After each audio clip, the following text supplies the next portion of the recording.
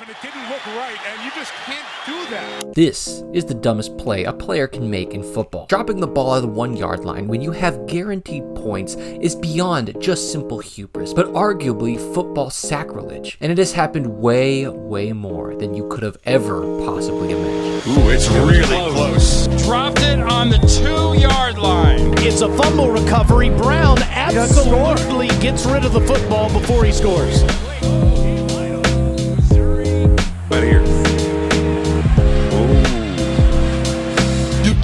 Do this. It reminds me, was it DeSean Jackson that did this? Now, with Father's Day coming up, if you don't want to fumble your gift to dad, then you are in luck because today's video is sponsored by our friends over at manscaped.com. If you're looking for the right tools to ensure that you cross the goal line without fumbling, then pick up the Handyman today. It's perfectly designed to trim and tidy up even as much as a 3 days growth to keep your beard looking sharp. And is your ear and nose hair tightly covered?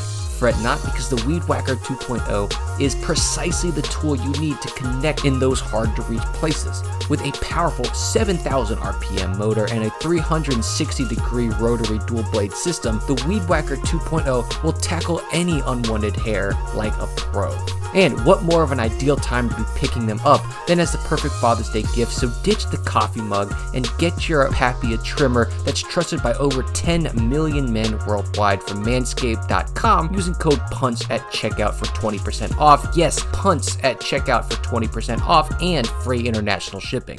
Now, we're going to start this story where it rightfully should begin, and that's the beginning, the very first recorded incident of a play like this, and it goes way further back than I'm sure you thought it did, much further than the 2009 DeSean Jackson play of infamy. Let me take you to the first recorded gaffe similar to this. The year is 1971. Terry Bradshaw completes a pass to Dave Smith, who is doing what is going to be a common theme in this video, which is running scot-free towards the end zone. Now, this one is not a full-on DeSean Jackson, but it has its spirit because he raises his arms to celebrate, but with the ball over his head, it slips and then falls out the back of the end zone for a touchback. This one is forgivable, but is going to speak to the nature of these plays, which is a desire to count your chickens before they hatch, leading to you dropping the entire batch of eggs. Now, these sort of gaffes are going to go quiet for a while, but we're going to get our true first in heart and spirit in a 1985 match with the Cardinals taking on the Cowboys, as Tilly reaches out and reels in a pass after a Cowboys defender tips it and then trips over each other. There was nobody between him and the end zone when it comes to scoring, and he was about to break the pain, but he reaches up and spikes the ball before getting home. Now, a common theme for this earlier half of these is that there's not a replay system, and the refs rule it a touchdown, and it ended up being inconsequential anyway because the Cowboys simply rolled over and died this game with a final score of 21-10. But there's no doubt this ball was spiked a little bit too early. It's going to be another 7 years though before the next Jacksoning, this time taking it down to the college level as Nebraska Cornhuskers were beating down the Colorado Buffalo. Calvin Jones, the Husker running back, gets a huge lane and bounces outside where there's nothing between Jones and the end zone.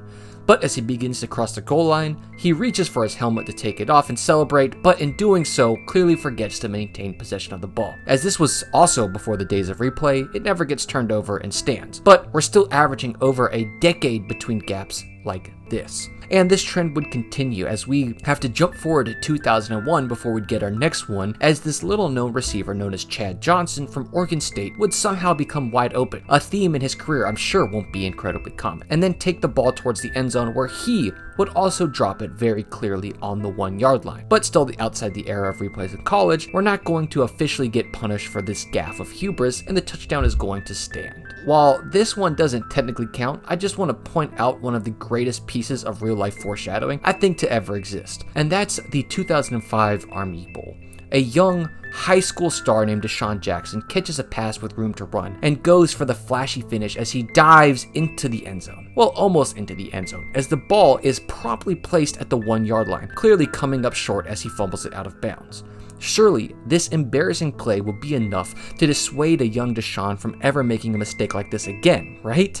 Right? Well, 3 years later, while playing for the Eagles, the next chronological play up to this point on this list, no one had ever showboated their way out of a touchdown up to this point, as they all had been upheld thanks to faulty review systems. But DeSean, despite being not the first to do it, was about to be the first to make it popular, as he catches a pass over the middle with the Cowboys defenders beat by multiple steps, and as he's trotting into the end zone, he's forever about to alter the space-time continuum. Not by holding it up and it slipping, it wasn't an accident, but an intentional showboat-like drop on the 1 yard line before he crosses the goal line, resulting in the ball being placed on the 1.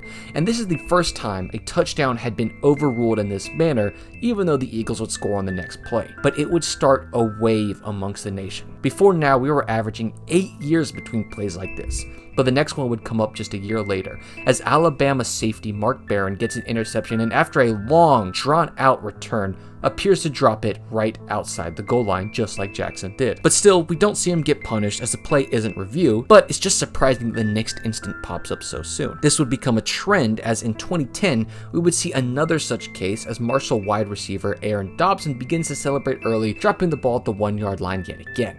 Still being aided by faulty replays, he wasn't punished, but for the first time ever, we would have this happen twice in 1 week, as the very next day, on a Saturday bout between Notre Dame and Michigan, wide receiver TJ Jones would do the same thing, also getting away with it as we begin to see this trend really take off. 2011, the Honey Badger returns a punt, and as he's crossing the goal line, he's tossing the ball to the line judge, and this one is close, but still, people are choosing to play with fire instead of just securing the ball over the goal line. No review, so no turnover. 2012, we have 2 more as they're increasing at an alarming rate. Holiday returns a punt against the Panthers, tossing the ball clearly at or before the goal line. But for whatever reason, plays like this are still not really getting reviewed. The same year, this time in the Big 12 Championship, Nigel Malone perfectly undercuts a route, nabs the ball, and runs it back, and in a controversial call, drops the ball at the 1 yard line where Kansas is forced to run an offensive play to score instead of getting the easy points. We now have our second overturned touchdown because of one of those simple showboat style plays. But this is suddenly going from a once a decade play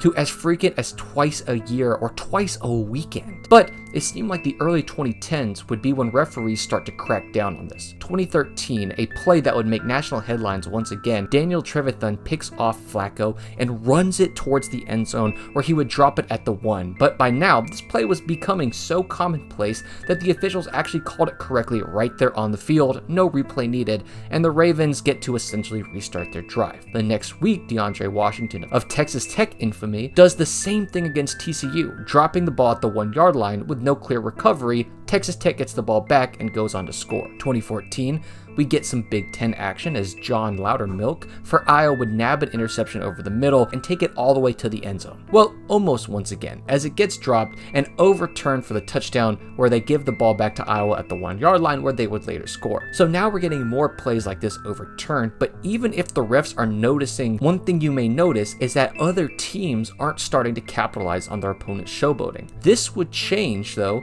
the following year as we enter my favorite storyline of this entire history lesson. Let's start August 30th, 2014. Perhaps the worst season for this sort of gaffe up to this point, and is being upheld by a single player. Oregon's Byron Marshall is running into the end zone as one does and decides to drop the ball against South Dakota opponent. This would be a rather inconsequential as Oregon would win 62-13, but this play was turned over and South Dakota did get the ball back after it was ruled a touchback. But many coaches would reference how dumb this decision was when it happened, and it was probably the biggest talking point to come out of this game. But this being on the forefront of specifically Oregon's mind was important as they go on to play Utah, who, in nothing short of a perfect storm, finds a receiver wide open down the middle where he has his man beat. And there's nothing stopping him from scoring except for the theme of today's video. So now, in some sort of crazy crossover episode, Oregon's opponent is the one dropping the ball on the goal line, and in a play where no one has ever intentionally capitalized on an opponent's mistake in this way, Oregon was presented with the opportunity to do it. And with the mistake just made by their very own Byron Marshall just weeks earlier, they would pick it up and return it for a touchdown in a 14-point swing. And if you think this is where the story ends, I promise you it gets so much better because some lessons are just never learned. Let me take you to the national championship game of that year.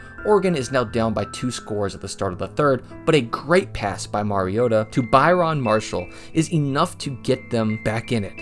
But wide open in the heat of the moment, Marshall almost does it again, crossing the goal line, he begins to release the ball as if he hasn't learned his lesson. Now, the ruling on the field stood, and I think that if it was any team but Oregon or any player but Byron Marshall, they never even take a second look at this. But it's just crazy to think it almost happened again to him. But in 2015, we'd get maybe the most egregious Jacksoning, as in an FCS bout, a William and Mary running back finds a humongous hole against Hampton, but doesn't just drop it at the 1, but it looks like releases it around the 3 or 4 yard line, where it would bounce through the end zone for the easiest touchback call so far in this video, and the worst version of this I've ever seen. 2016, we would see Ray McLeod pick up a punt off a bounce and take it all the way to the doorstep of the house, where he leaves it there as a parting gift for the Troy Trojans, who happen to snatch his shoe and potentially even his attention, as he doesn't realize that he released the ball a bit early. Here it was pulled up by the replay and gets overturned, giving the ball back to Troy, who would almost turn that into points in a game that ended up being much closer than it needed to be. And now it's the refs who are starting to replay this type of call almost every time it comes up. It doesn't mean they get it 100% of the time, as Mixon clearly drops the ball against Ohio State University the following week and it goes unnoticed by the refs. But that same day, another one would not be so lucky, as Siv Enwer takes off against Texas on a huge scoring game to seal the deal. But in a mistake that should have been more devastating to the Golden Bears than it ended up being, he drops it at the 1, and although you can clearly see a Texas player get possession of it seconds later, they give the ball back to the Golden Bears since it was ruled dead, and they would later score. And I take back what I said about 2014 being the most prominent year for this mistake, because 2016 had something to say. They had another close call with an Oregon tight end in Farrell Brown seeming to drop it at the 1 yard line, even though the play was never reviewed. But 2016 would end with Missouri running back Ish Witter dropping the ball against Arkansas, but this one was reviewed and stood as controversial as a reason as the Cal one, which was that a Missouri player would pick it up well after the play was done. Plays like this, forcing refs to make decisions 3 times in 1 year, seemed to be enough of the catalyst to make coaches crack down on this, as in 2017 we'd see a slight decline and some increased awareness, like when TCU DB Gladney would return a pick 6 95 yards, but in the heat of the moment, release it at the 1. This time though, with the assistance of tons of fans who at this point are probably all too aware of this mistake happening, they point out the ball and he goes and picks it up and then returns it for a touchdown, making this the first time that a player recovered their own fumble in this way for a score. There would also be another 2017 fumble where AFAU quarterback in garbage time would get ahead of himself and give the ball back to North Texas for them to lose on their own terms instead of him driving the dagger into their heart himself. 2018, to the best of my knowledge, we only see one of these plays, which is a Georgia cornerback, DeAndre Baker, as he drops the opening pick 6 at the goal line, but the touchdown stands as one of his teammates picks the ball up in the end zone. 2019, we get another solo event as New Mexico running back Bryson Carroll clearly drops the ball around the 2 yard line, but the refs never do call it, despite the announcing crew and the Colorado State sideline seeming to go crazy about it. 2020, Keyshawn Butt,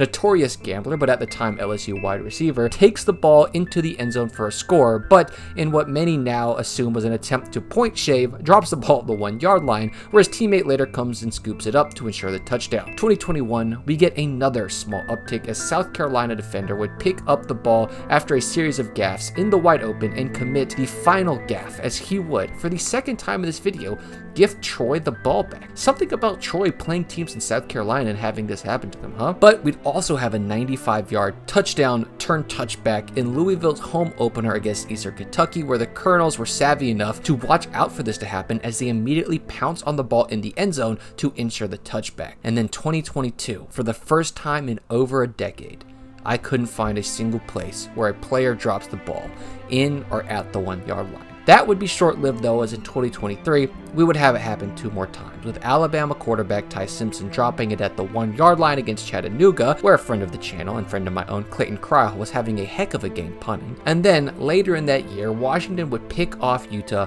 for the classic Jackson, where a Ute would fall on it to get the ball back at the 1 yard line. Now, I have almost no doubt that surely there's something that I've missed when doing all of this, but as you can imagine, these types of plays are hard to come by. But if you enjoyed this little history lesson, consider subscribing, but most importantly, thanks for watching, and peace. Close. The evidence would lead me to believe that he did not break the plane before getting rid of the ball.